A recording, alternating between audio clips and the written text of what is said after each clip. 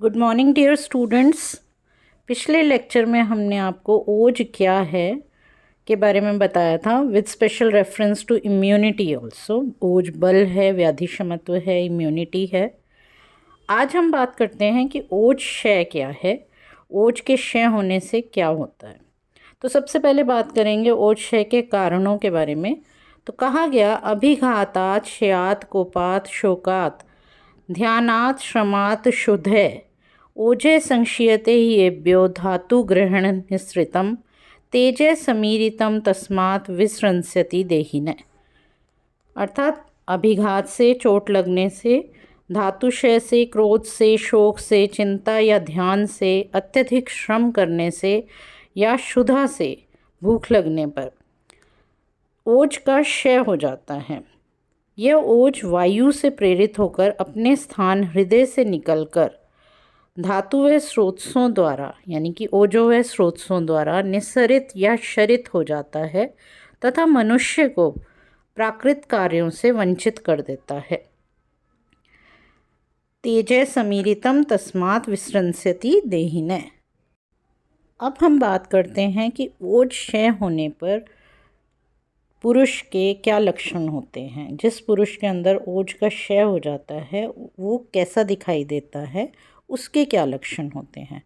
तो कहा गया बिभेति दुर्बलो अभीक्षणम ध्यायति व्यथितेन्द्रिये दुष्छायो दुर्मना रुक्षय श्यामश्च एव ओजसे क्षय।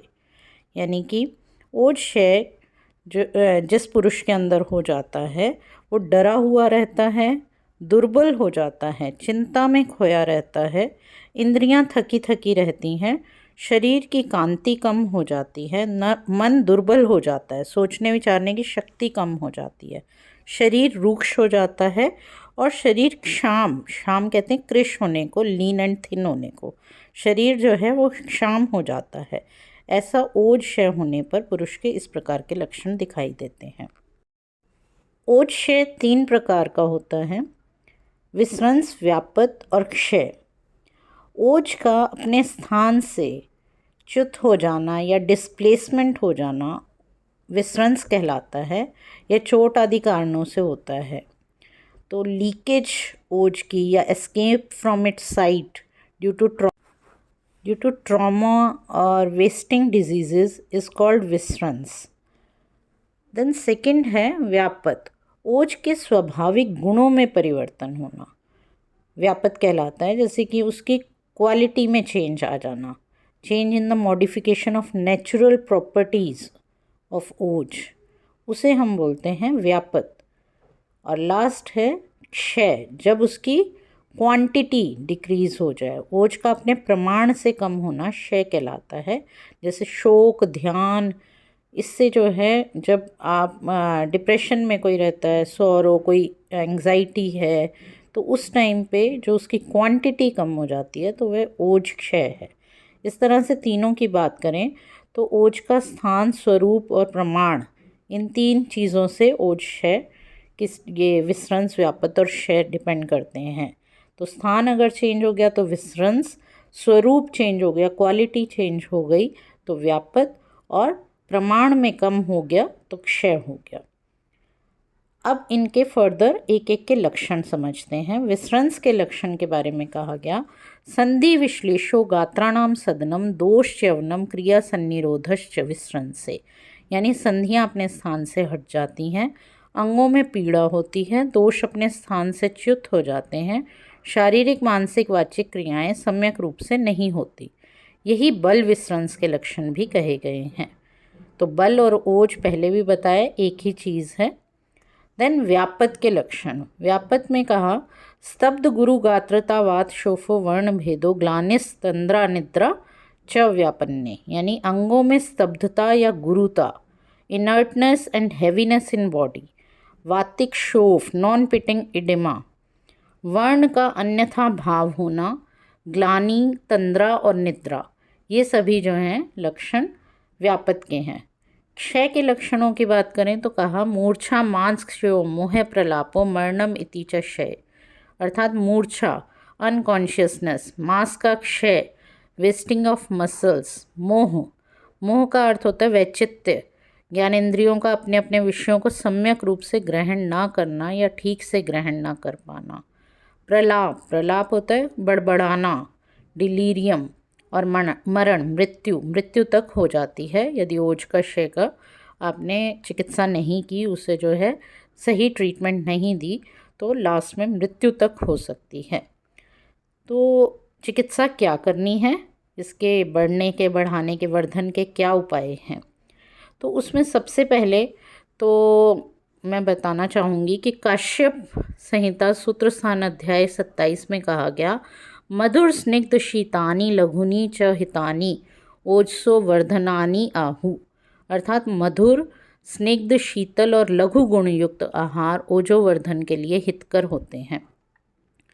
फिर आचार्य वाग्भट ने भी अपने अष्टांग हृदय सूत्र स्थान 11वें अध्याय के 41वें श्लोक में बताया कि जीवनीय औषध शीर रसाद्यास तत्र भैषजम ओजो विवृद्धो ही देहस्य तुष्टि पुष्टि बलोद्य।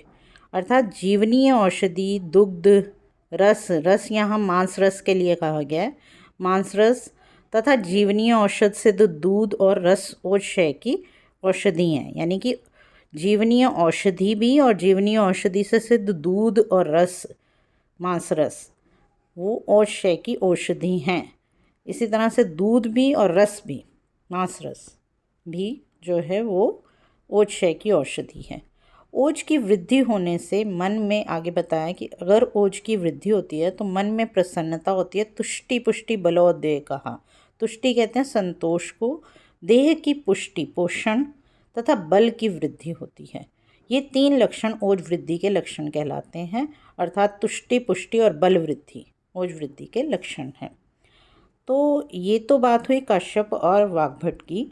चरकाचार्य और सुश्रुताचार्य ने भी यहाँ वर्णन किया है। चरकाचार्य कहते हैं, तन महत्ता महामूलास्तच्च ओजसे परिरक्षता परिहार्या विशेषेण मनसो दुख हेतवे हृदय यत् स्यात् यत् ओजस्यम स्रोतसाम यत् प्रसादनम तत् तत् सेव्यम प्रयत्नेन प्रश्मो ज्ञानमेव च। अर्थात हृदय, महामूला, धमनी और ओज की रक्षा करने वालों को, विशेषकर मन को दुखी करने वाले कारणों को त्याग देना चाहिए। जो आहार विहार हृदय को हितकर हों, जो ओज को हितकर हों, जो स्रोतसों को हितकर हों, उन्हीं आहार का सेवन करना चाहिए। और जो स्रोतसों को प्रसन्न करे या उनका प्रसादन कर उनके कार्यों में सहायक हो, उस आहार विहार का प्रयत्न से सोच समझकर आचरण करना चाहिए। सुश्रुताचार्य ने तो पहले ही कह रखा है कि दोष धातु मल क्षीणो बल क्षीणो अपि वानरः स्वयोनिवर्धनम यत् तत् अन्नपानम प्रकांक्षन्ति यत् यत् आहार जातम तु क्षीणे प्रार्थ्यते नरः तस्य तस्य स लाभे तु तम तम क्षयम अपहोति। यानी कि दोष क्षीण, धातु क्षीण, मल क्षीण या बल क्षीण, यहाँ बल क्षीण जो है वो ओज क्षीण होने का ही संदर्भ है। ओज क्षीण होने पर व्यक्ति स्वयोनिवर्धन, उसको बढ़ाने वाले अन्नपान का इच्छा अनुसार सेवन करता है। उसको इच्छा ही वैसी होती है और उसी को जो है चिकित्सकों से देना चाहिए, रिकमेंड करना चाहिए। ऐसा व्यक्ति जिस जिस आहार आदि की इच्छा करता है उस आहार आदि के सेवन से उसे लाभ होता है और उस प्रकार के क्षय का नाश होता है। अतः ओज, विस्रंस और व्यापद में ओजोवर्धक आहार आदि का सेवन करना चाहिए। यहाँ डलहन जो है इसकी टीका करते हुए कहते हैं, क्रिया विशेषई रसायन वाजीकरण आदि भी। अर्थात ओज क्षय होने पर रसायन और वाजीकरण द्रव्यों का प्रयोग ही चिकित्सा विशेष कहलाती है। ओजो अनुकूल विशेष क्रियाओं का वर्णन किया गया है। तो इस प्रकार से कौन से आहार विहार हैं, जैसे मैंने पहले भी बताया कि काश्यप संहिता में मधुर, स्निग्ध, शीतल और लघु गुण युक्त आहार का सेवन करने को कहा है। वाग्भट ने भी जीवनीय औषधि, दूध और मांस रस का सेवन या जीवनीय औषधि से सिद्ध दूध और मांस रस का सेवन करने को कहा गया है। तो इस प्रकार से जो है ओज क्षय के कारण, लक्षण और चिकित्सा बता दी गई है। Hope you have understood all this. Thank you so much.